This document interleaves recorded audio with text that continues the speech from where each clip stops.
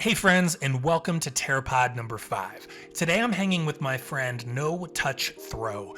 No Touch is a fellow content creator you may have seen or even made use of his crazy popular Nioh 2 character creation videos.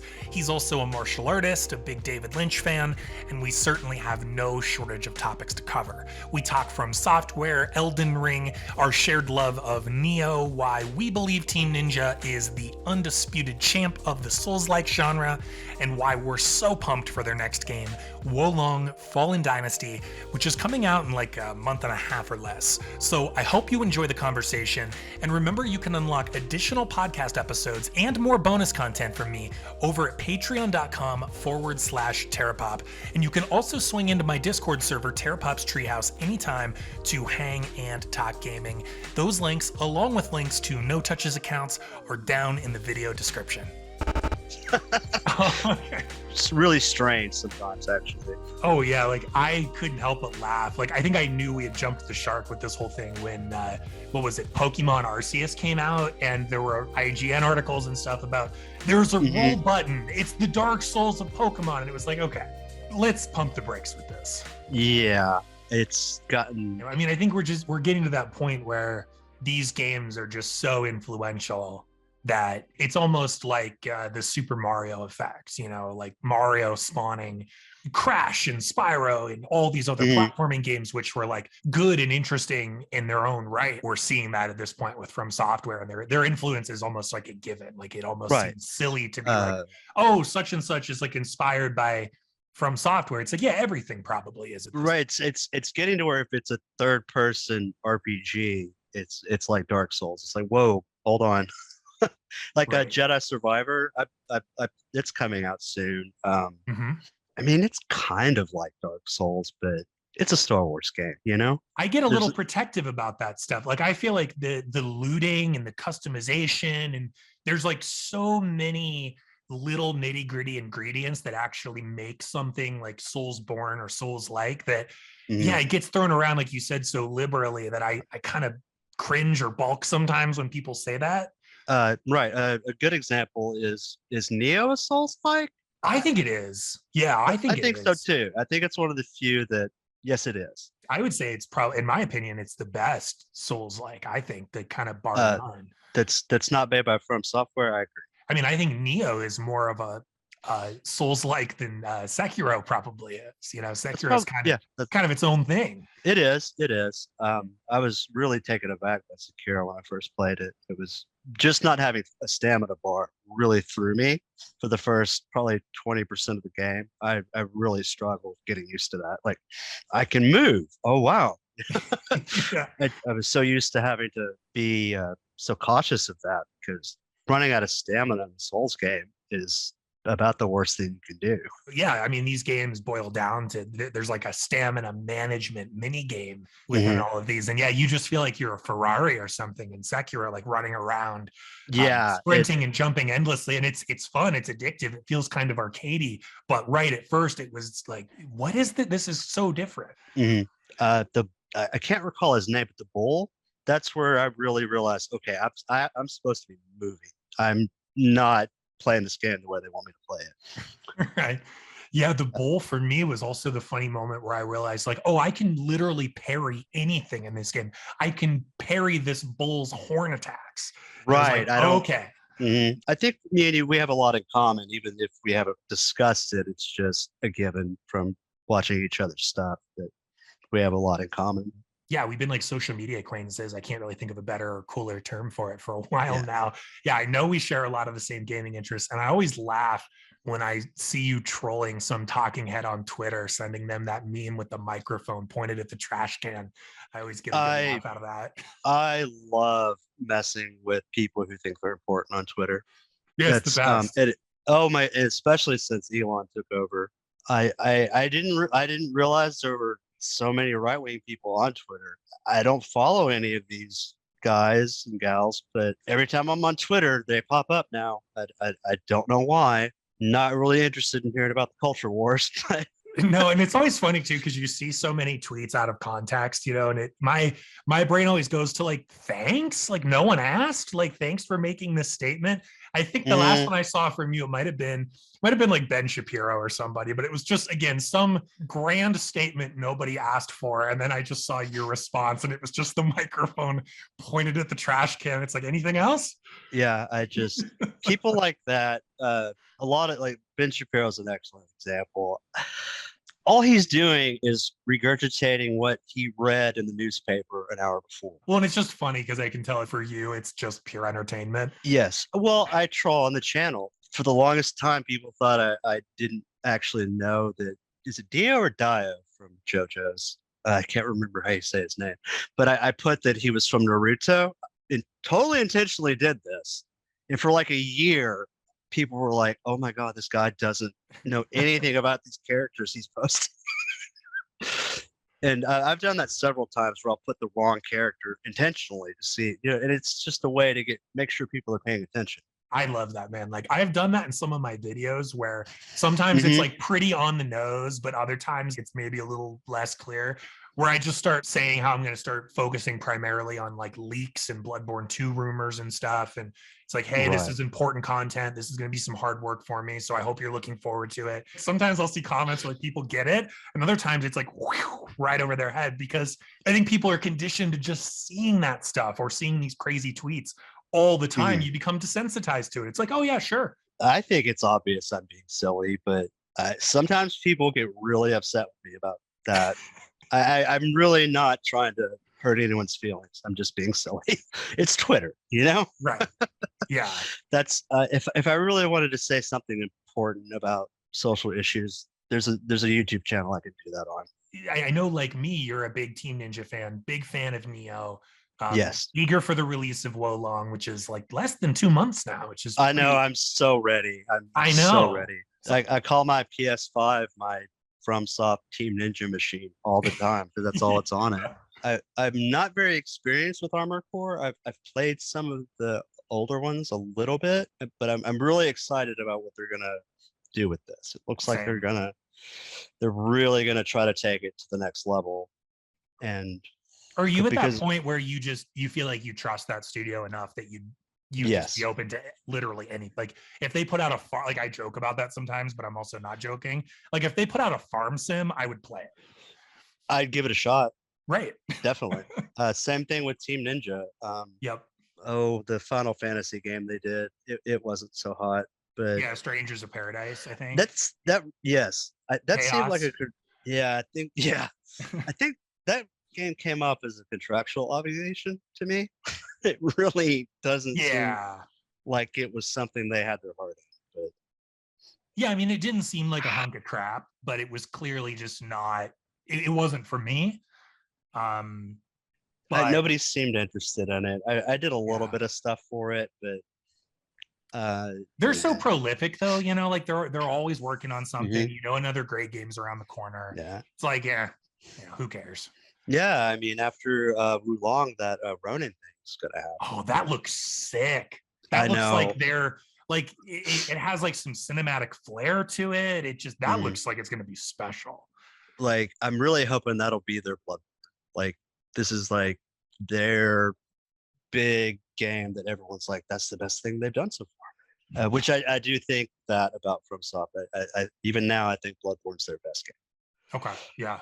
Um, Yeah. A lot of people feel that way. I think they just hit at the right time. If Elden Ring had come out then, I'd probably think that of Elden Ring.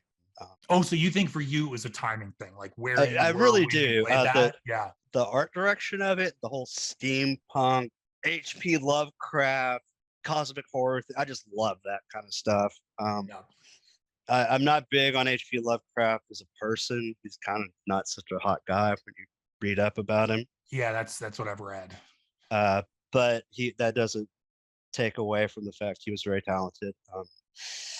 Kanye is walking trash, but he's a very, very talented artist. I just wish he would not be the way he is. Yeah, yeah. Kanye praising Nazis on Infowars was not on my 2022 bingo oh card. Lord, I mean, when you're making Alex Jones nervous laugh, yes, you've gone off the grid.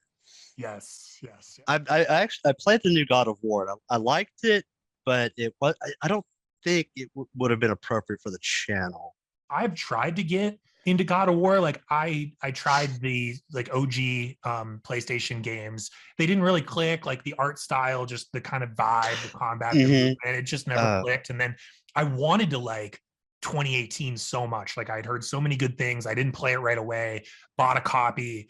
Was like savoring it almost. Like, oh, this will be a cool thing to fire up and like lose myself in.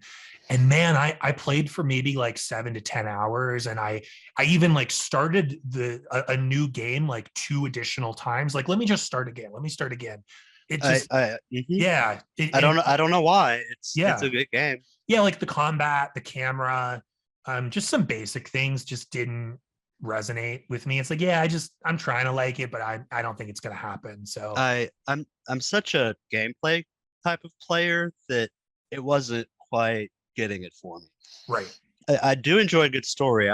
Last of Us is a great game, but it's not that much fun for me to play. I was basically trying to make a beeline to the cutscenes to hear, just to hear more of the story, right. But when it comes to particularly Nioh, it's almost too much for some people because there's just so much depth in the combat. It's a lot like a fighting game, like totally. Mortal Kombat. You know what's weird too about like what you were kind of saying with maybe not responding as much to God of War, but you also know you like other story-driven games. I felt similarly. Like one example that comes to mind is Red Dead 2. I was so engrossed. I like that a lot. Yeah, with the story, and like it was right the same thing. Like I just couldn't wait to get to the next cutscene and like Arthur Morgan's story.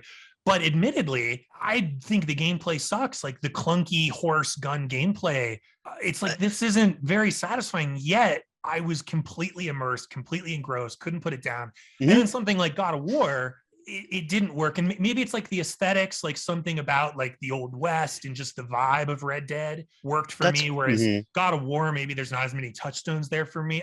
But I know what you mean. Like some story games click and some don't. And it's almost funny when they do because I'm the same. Like I'm just a gameplay nerd. It's all about gameplay for me. So Red Dead was kind of a surprise. It's like this isn't a great gameplay experience, but it doesn't even feel like that matters. Yeah. One that I was shocked I liked was Persona 5. Yeah. Someone was like, you gotta play this. And they were right. I really liked it. I couldn't believe it. I'm usually playing Nioh. Like right now I'm mostly playing Elden Ring. Yep.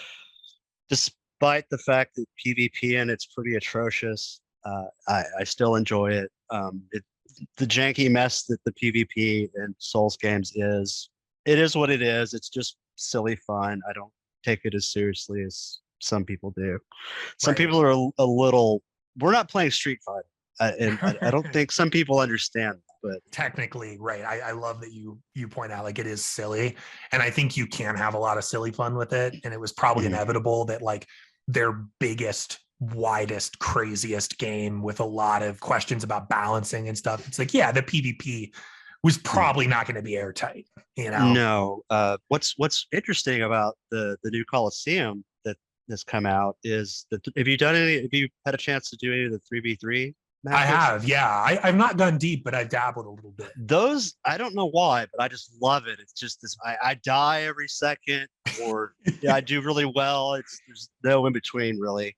But that really, them adding team fights like that was such a good idea. They've tried it in other games, but it didn't really. They tried it in Dark Souls 1, and it didn't really work right.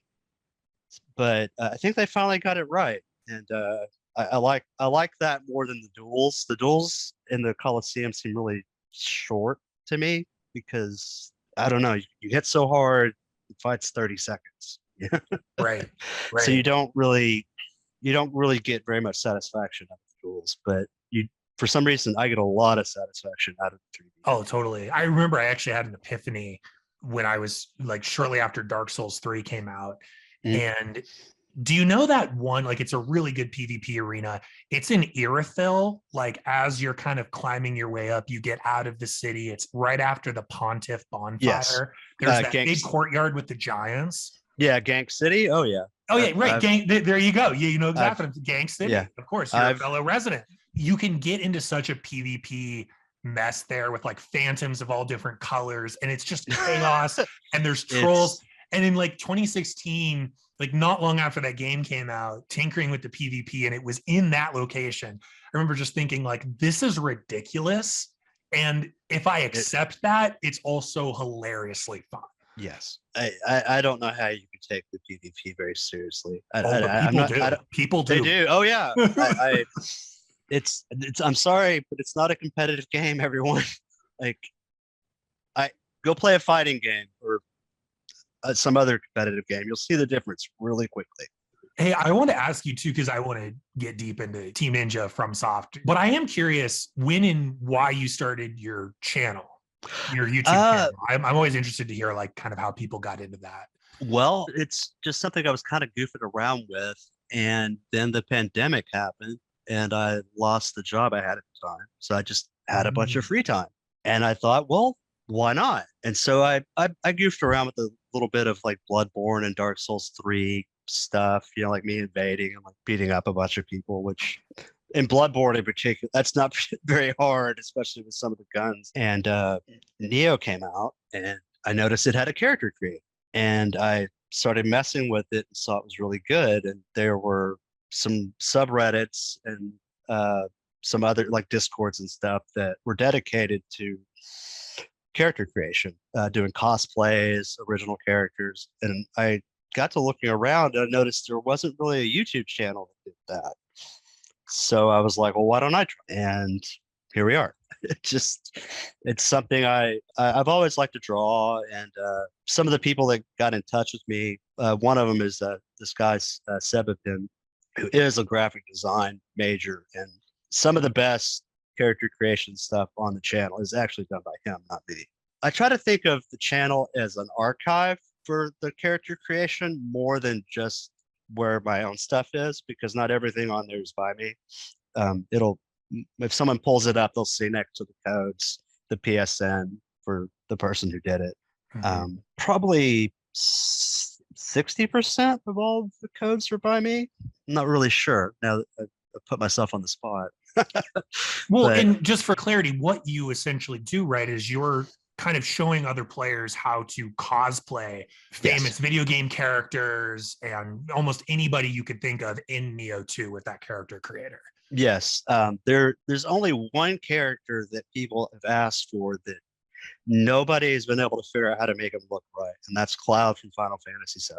I've probably received 200 emails about it. I'm sorry, it just we can't get if the hair is not right, it doesn't look like him. Okay, It so that's just the look limit. That's the limit for Neo 2's character creator. It's Cloud.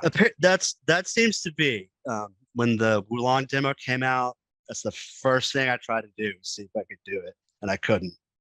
And I was like, oh no. But Sebapin, he messed with it too, and he thinks if he had a little more time, he might can do it with Wulong.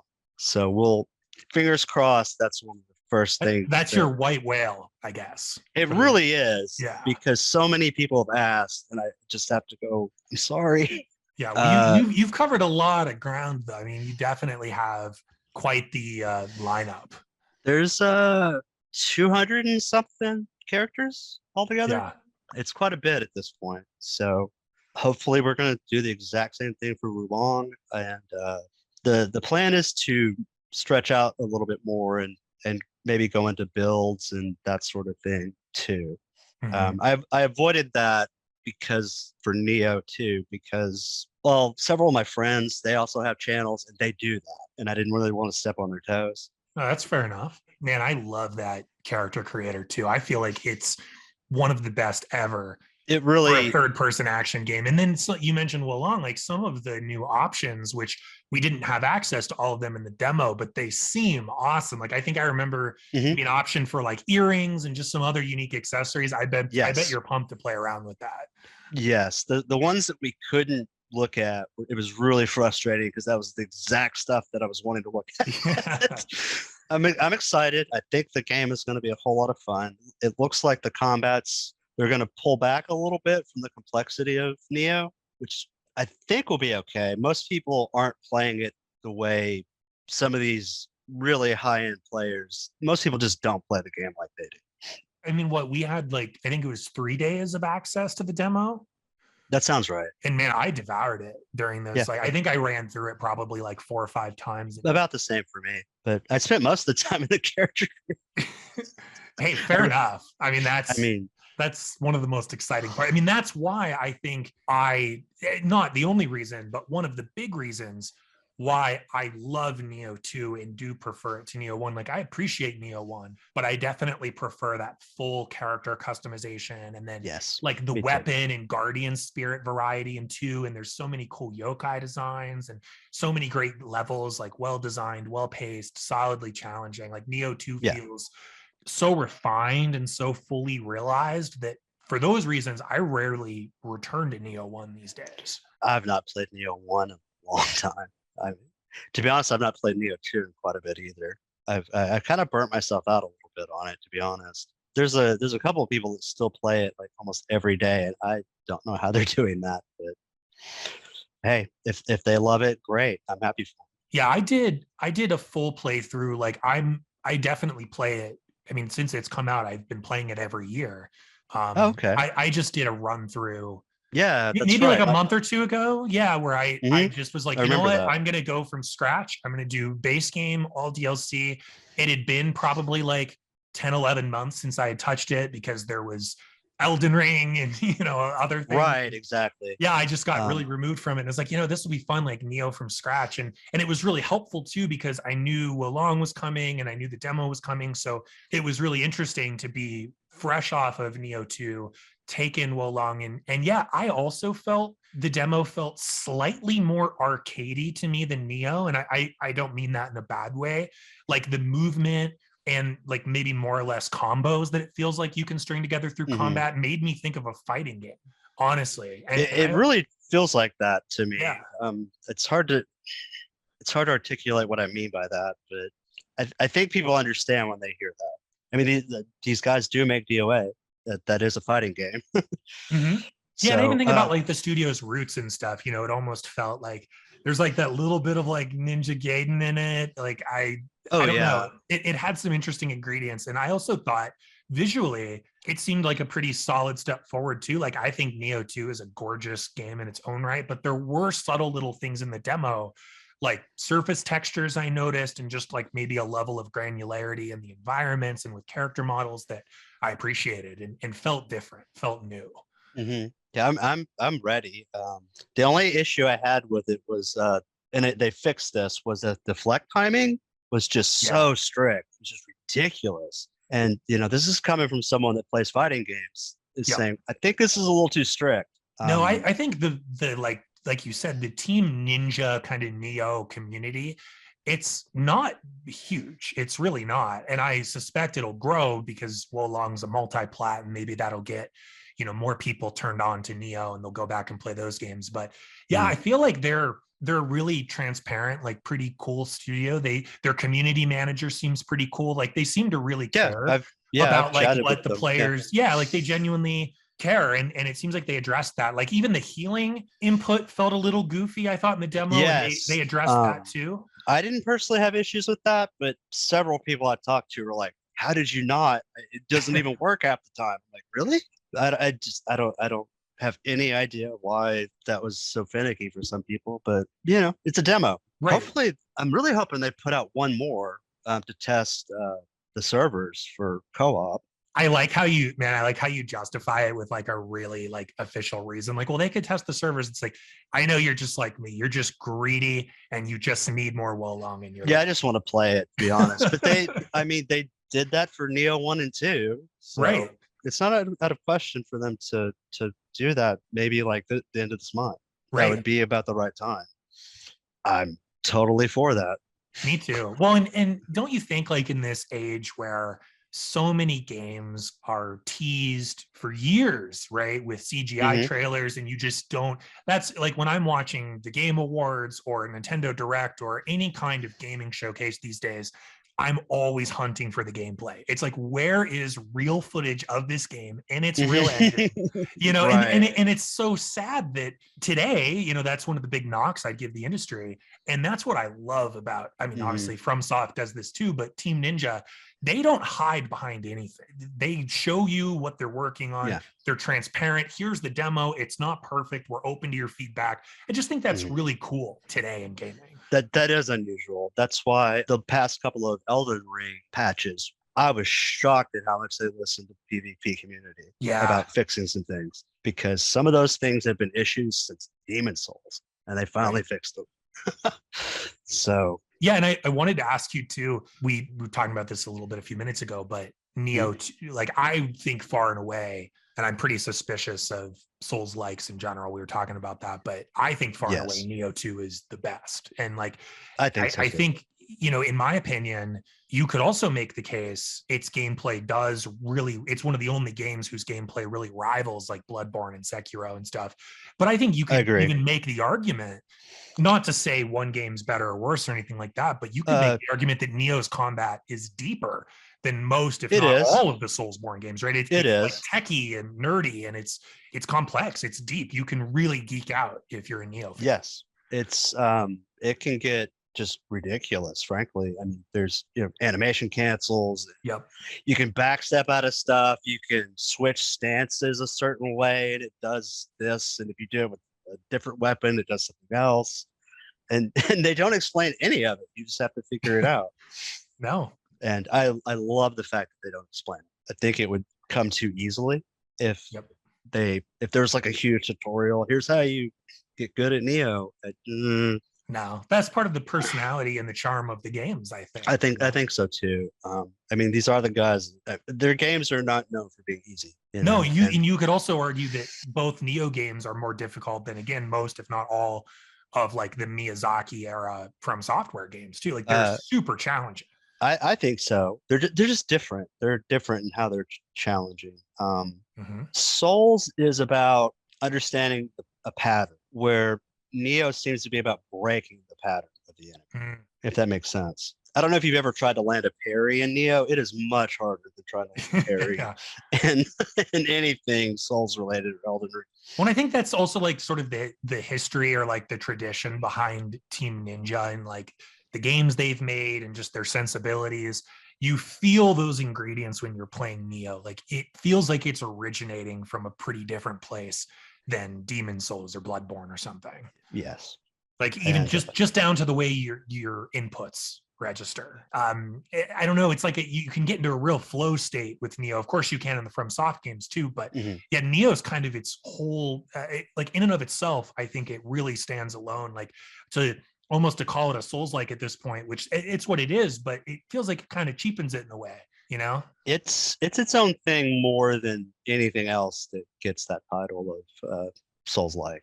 I'm curious if you had to, you're dying terminal cancer, you got a week left to live, you're going to do one last Nioh 2 run. My go-to weapon would be the Switchglaive. If I could only do one more run, what would yours be? Ooh, Tonfas. As odd of a choice as that is, because they're just fancy, you know, and they're kind of sophisticated, you know. Yeah, and you can like really get up on somebody, but it's not quite as in your face as the fists and stuff. Those are a little too much for me. I don't know. I tried a fist build in the game. I didn't care for it. Anything that close range, I don't have much fun with. Yes, but Tonfa and I really played those the most, I think. I like Split Staff for the same reason. It was pretty technical if you wanted to make it that way. Totally. Well, and you could kind of do like a 1A, 1B because you'd probably have two weapons equipped. Right. So and it wouldn't be hard to make them scale. Split Staff would be mine too. Split Staff is really cool. And you can there are certain ways to make them scale the same too if you have the right armor and stuff. So you can, make a Tonfa Split Staff build. I know you're into martial arts. Is your channel name a reference like to that world? As a matter of fact, it is. It's making fun of the concept in Aikido of a no-touch throw, which does not exist. That's what I wondered, if it was almost like a joke or something. Like, what's a no-touch throw, right? Exactly. It's the idea is a sound idea that you have made someone flinch in a way that they've lost their balance and they fall down. Right. But it's not. It's such a situational thing. You can't reliably do that. Yeah, it You almost can. sounds like a Mortal Kombat finisher, It does. like If something you. Shang Tsung would do, just like the no Um, touch throw. yeah, I'm very proud of the fact that if you type in no touch throw, you get stuff for the channel above Aikido and Tai Chi people that want you to think they can knock people down with their Jedi mind tricks that don't work. Yeah, like But instead they just find you trolling Ben Shapiro. right, which is great. Ben would probably be great at Aikido because it's um but I did Aikido for quite a few years when I was younger and not having any idea that I was being taught a bunch of nonsense. And I met someone who did Brazilian Jiu-Jitsu. And they had only been doing it for maybe 6 months. And I've been doing Aikido for like 4 years. I was a black belt. I'd actually gone to Japan for a few weeks to study there. I mean, I was a joke to this person. Like they weren't even trying. Wow. And I was like, okay, I have a decision to make here. I can either come up with all kinds of excuses as to why what I've been doing doesn't work against this, or I can learn what this is that I'm helpless against. So that day, I was like, "Hey, could you show me some more of this?" And I've learned much more of jujitsu and judo and some other things, wrestling. I'm not a very big guy, so punching and kicking is probably not the best thing for me to learn because, I mean, it's better to hit somebody with a planet that's trying to hurt you than my fist. The reason I got into Aikido in the first place was the idea of even if someone's trying to hurt me, I'm only going to use what I have to make them stop. And I realized that a lot of these joint locks in Aikido, if I were to really do this to somebody, I'm going to permanently damage their arm. I can't control this if they start really resisting me. Right. Whereas the techniques in Brazilian Jiu-Jitsu, I can. They're very much designed to be that way. And it just fit my personal philosophy better. So I started doing more stuff like that, like Jiu-Jitsu and Judo. And that's where the name for the channel came from, is making fun of really pretentious, phony martial artists that think that they can stop swords with their mind bullets or whatever they think. It's really astounding that these people can think some of the things they do. Like literally, if someone were to try to stab them, it won't pierce their skin because they've been punching themselves in a certain spot for 20 years for no reason. Right. It's just absurd. Everybody I've talked to about the name of the channel, they're like, that's it. I didn't know that there was all this just complete superstitious nonsense in martial arts. I'm like, be really thankful the UFC was a thing and showed that a lot of arts were quite lacking in their training methodologies. Some of them adapted and were able to just basically just change the way they trained, and they were fine. Like kickboxers, things like that, taekwondo people. You see them in professional fights all the time using their art. Sure. But you won't see a Tai Chi person, and you never will. there's a reason for that. And, Tai Chi is, I'm sure, very good for you, but it's not for fighting. It's not what it's for. Right. And I also love like the idea like you'll never see a no touch throw, right? You'll never see a no touch throw in like an MMA event. Now, maybe in like a 70s movie, but that's about it. Right. You might see like, God, Steven Seagal. Yeah. Who that is. Unfortunately, I very well know who Steven Seagal is. Yeah, I've met him. He is a horrible human being. He is everything I don't want to be in a person. Just he's arrogant. It's based on absolutely nothing. Everything that comes out of his mouth is a lie. He claims that he trained under the founder of Aikido, which isn't even possible. He would have been like 4. Well, and I've seen videos of him where because he and Putin are buddies, and I've seen videos of him over in Russia, like fake fighting mobs of children. Mm-hmm. They're like running at him and he's doing like slow motion chops and they're just falling over and then people are clapping. Yes, it's just like if you're ever wondering what's Steven Seagal up to right now, it's probably what I just described. Probably. He's just I don't know how anyone takes him seriously. Oh God. Yeah, I never gotten what the deal was. I think I read that he's like just a Jewish guy or something. Like he's a white guy, but he kind of he kind of talks like he has like a Mexican accent or something. I've just never Yeah, understood what's he's going very on with phony. He's just a phony. I mean, yeah. he is everything I don't like about martial arts. Still pumping out movies, to my knowledge, too. Like still Yeah, pumping out like this sort of direct to the internet, cheapo action movies. yeah. Somebody sent me the last one. They were like, "Yeah, he does a fight scene where him and the other guy are sitting in chairs and like slapping at each other." I'm like, "No way." So I looked and there it was. It's like, oh dear lord.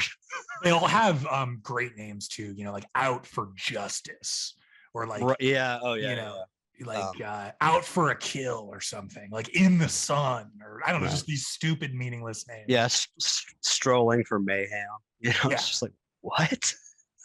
Yeah, like Born to Kill or something. It's like these are literally names of Steven Seagal movies. It's Yeah. What are Above the Law is one. You can only fake it for so long before people realize, wait a minute. And like I said, the UFC happened, and that's kind of you notice him and a lot of people kind of disappeared after that. That's pretty much what happened. I guess that's the one advantage of the age we live in now, as weird as it is that like people get exposed fairly quickly. Yeah, thank goodness. Thank Right. goodness. Well, hey, really, really rough transition from Steven Seagal to this, but I'm curious.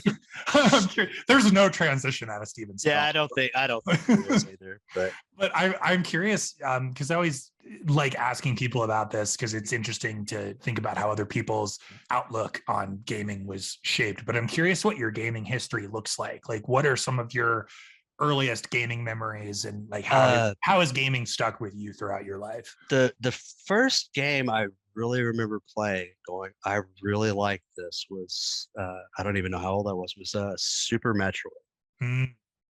Just that and Castlevania Symphony of the Night, like all those early Metroidvanias, I really liked them to the point where some of these newer ones, I'm not really very interested in them because I played all the ones they're based on. Yeah, right. I've always loved fighting games. I unfortunately don't stay interested in them very long. Like Street Fighter 6 is coming out the same month as Long. I'll probably play it a month and then never touch it again.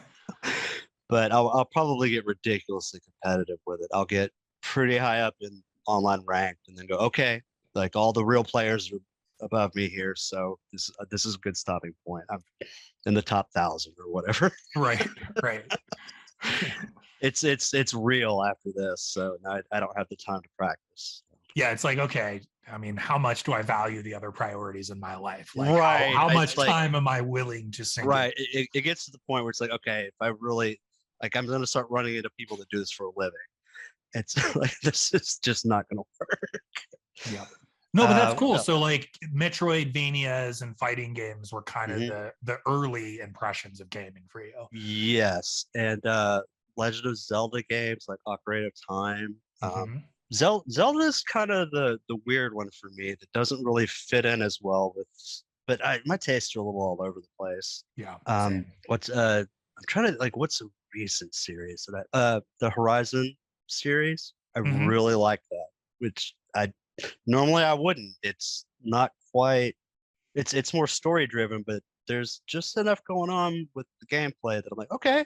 Especially if you put it on a higher difficulty setting, those games are a lot of fun. Yeah, see, isn't that interesting? Like the non like hyper gameplay oriented games that can attract people like you or I who are more looking for the Neos and the Elden Rings. But yeah, because I had that. I haven't played Forbidden West, but I was really surprised I had that with Zero Dawn. And like my way in was when I realized, because I had never heard this about the game. I even did a video about it on my channel, but like the game's set in the American West. And all of these like real mountains and national parks and like real world locations in the American West are pretty interestingly represented in the Zero Dawn map. And when I figured that out, it was like, wow, that's really cool. Like you can go to Arches National Park in Zero Dawn. And that was kind of my way into a game that I otherwise would have probably never played. I like that about it too, that I was noticing, like, aren't these real places? Yeah. Yeah, it's super, super neat, like that level of detail. And that's like a European studio, I believe, too. So I was I kind of think you're wondering, right. yeah, like there's, the maroon bells and like these specific mountains and Mhm. Yellowstone. And it's like, I wonder, did they travel to the States to do research? Was it just photography and online research? Yeah. But they clearly did enough research up front that they were able to pretty faithfully recreate these beautiful Yeah. places. Yeah. The game's gorgeous. Hopefully they're doing a VR game soon, Yeah, like but I Call of the don't. Mountain or something.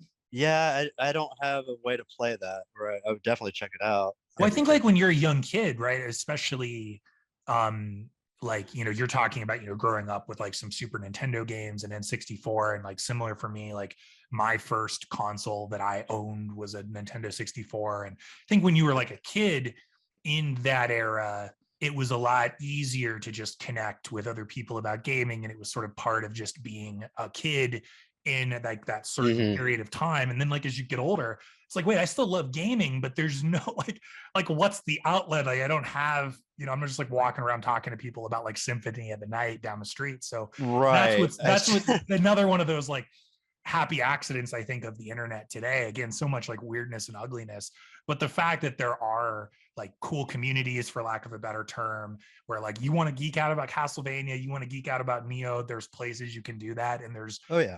totally cool, generous, non-toxic people who can't wait to talk about that stuff with you. Yes. Oh, I'm so grateful that the community that's been building up around the channel is not very toxic. Yeah. Your channel seems to be the same way.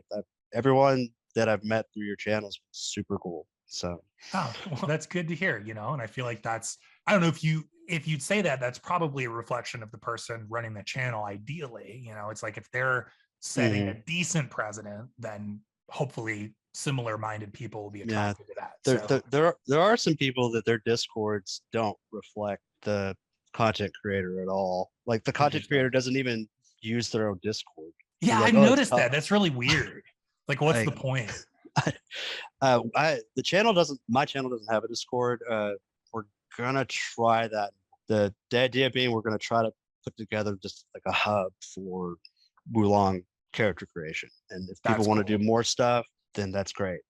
But That seems like a especially natural starting point, like for what you're doing too. Cause like you said, you have some collaborators, you're trying to like share these tips for something pretty niche and specific to specific games. That seems like a cool, like initial use for a yeah. Discord Uh, server, like kind of uh, continuing that archive thing you were talking about. especially since it's going to be available on Xbox and PC right out Yep. the gate. I don't have an Xbox, and my PC won't even begin to run a game like that. Like it can barely handle this. Speaking with you. So that's later. Hope if the channel continues to grow, we'll look into getting nicer stuff. But Right. No, dude, um, the Discord server is cool. I hope, like, yeah, you can get something going there. That's what I've almost realized lately. It's like, oh, this is, you almost realize something after the fact. And I think I realized, like, oh, this is kind of what I'm after here. Like the Discord server and the hanging out and then just talking about games. It's like that. mhm. It sounds hokey, but that's more entertaining and interesting and enjoyable to me than like monetizing and sub count and things like that. We have about the same sub count. I'm not even. I Yeah, I'm think. almost at 3,000. Yeah. Yeah, It's like a pretty nice size. Like obviously like makes you think about getting to 5 or getting to 10 or whatever, but mhm. I think to your point earlier, like you can kind of keep your arms around it though. Like a Yes, lot of the I'm. people, right? You get to know people personally and it's kind of like a I tight-knit enjoy that. crew. It's really cool. Mhm. Yeah, there's several people that I've met to the channel that I speak to them every couple of days. Yep, Maybe it may be a Facebook message or something, but it's great. I have some genuine friendships that I've developed because of the channel, totally. and that's more important to me than anything. There's not been very much drama with my channel. There was a point where a bigger Neo content creator really came at me. Oh, you're making a waifu simulator. You don't even play the game. It's like, well, Weird. I was trying to be thoughtful of people like yourself and not take views from you. But if you're gonna be like this, maybe I'm not gonna be so concerned about it. I kind of want to say who it was, but I don't because you know. You're all good. You're good. Yeah, if I were to say, you'd probably go, "Of course, that's who it is." But thankfully that's not been much of a thing. Yeah, it's. I mean, that's encouraging to hear. Like, yeah, you've not really run into many speed bumps or much drama. Yeah, I would totally say the same, right? You always get that occasional like out of left field troll that just comes with the territory. Like, who cares? Yeah, But I mean, you know yeah, how it's interesting though. Like, I will troll. I will out troll them if they really want to play. Like, let's go. Like, this channel's called No Touch Throw, man. Like, right? Does anyone is there even a hint of seriousness on this channel? Really? Come on. Right. You know, and I don't do commentary very much. That's actually going to change now that the microphone literally came today. Oh, that's awesome. So yeah, I think you totally have potential there. Like, I enjoyed, hearing your thoughts after you played the Wulong demo, and I've seen some of your gameplay stuff. Like, I've seen some Demon Souls PvP where you had commentary, and yeah, I think it totally works. Well, thank you. I appreciate that. I've always been a little nervous about that because I don't, being from the South, sometimes they just assume you're not intelligent. If you even have the slightest Southern accent, they're like, oh God, this person is just not going to be smart. Yeah, which is like true anywhere, right? There's like morons everywhere, and, right? And like thoughtful, intelligent people everywhere too. Right. I don't, I'm sorry that I don't. I mean, I don't think I have a particularly thick Southern accent. I think my accent's hard to place. To be honest, I don't mind that I'm a little mysterious to some people, but because especially when the channel was new, a lot of people weren't sure who No Touch was because, like you said, the more than one person was involved in putting everything together. And I kind of went with that, like, which one of us is the actual person? Right. So kind of there's a director I really like, that David Lynch. Oh yeah, I love David Lynch. I love David Lynch fan. And I love the fact that he there's always an air of mystery around what he's doing. Yep. Like if someone goes, "Hey, what's this movie about?" He just looks at him like, "I'm like I'm not telling you." No, I mean, to him that's a stupid question because it is, right? It's like, well, the movie's probably about like complicated stuff that I couldn't put into simple language to you right now. Watch the movie, draw your own conclusions. Like that level, I'm totally with you, man. That level of ambiguity, I so appreciate in art. One thing I heard him say that I was like, I bet that's true, is that if he were to explain it to you, it wouldn't be as grand as what you thought up in your head. And it wouldn't be as personal as what you thought of. That's why he doesn't explain 100% hardly anything, which I appreciate. There's actually, if you haven't seen it, you've got to go look it up. He's David Lynch is gonna be John Ford. I think that's his name, the old movie director. He's playing him for like 2 or 3 minutes in this Steven Spielberg movie that's coming out. Whoa. And he just comes in and it's the most, he's making fun of the guy and praising him at the same time. I was just like, this is amazing. And it there's in the scene, there are these two look like children's paintings that David Lynch himself drew. And the actor that's in the scene just kind of went with it. And he goes, "You see the horizon line on those two paintings? One's high, one's low. High and low are interesting. If it's in the middle, it's boring. Does that make sense?" And the kid's like, "No." And he's like, "Exactly." Just like, what? Oh, I love it, man. There's so many great clips of him out there, just like David Lynch in the wild being David Lynch. Like I've seen a clip of him. He's like on some, I don't know. I don't think it was Twin Peaks. I think it was one of his movies, and I'm not sure. It might have been like Inland Empire or something. But he's behind the camera. They're like clearly at a stoppage with the scene, and maybe some AD or somebody is talking to him and voicing some concerns about the length of the scene they're shooting, and he just goes off. He's just like, "Who gives a shit how long the scene is?" It was Twin Peaks, and was it Twin Peaks? season 3, and he was. Okay. And the reason was they were like, he was getting mad because there's no advertising. Why does it matter? Yeah. Well, as long as it's within the length of the show, Why does it matter? Right. And yeah, he went off. Well, and it's such a fair point, right? Like, yeah, it's totally arbitrary. Who cares? The scene is however long he wants it to be, and you can like it or not like it. Right. As long as it's not over an hour, what does it matter? Now there's a problem if it's longer than the show's supposed to be, but Right. that's also where the white rabbit in the channel logo, the idea for he has an Inland Empire, the rabbit scene. Oh yeah, okay. That's where that's David Lynch reference. All right, logo. so I got a couple of the secrets. I like this. Yes. Martial arts and David Lynch. There's some really strange things with the channel that if they aren't explained, people just think it's this weird thing. Oh, it just must be cool looking. Well, there's a little more going on than that, but mostly it's just cool looking. Super quick, any game recommendations though, beyond the obvious stuff? Just curious if there's anything else you've played in the last year or two that you'd shout out. As silly as it is, Stray. It's in my backlog. You might want to check it out. It was interesting. That's I was trying to think of something that people would really just be like, huh. Yeah, like you're saying, like, believe the good things you've heard about Stray. Like, it's worth your time. I think so. If you like kind of weirder games, I think you'll dig it. It's you'll just have to play it. It's its own thing.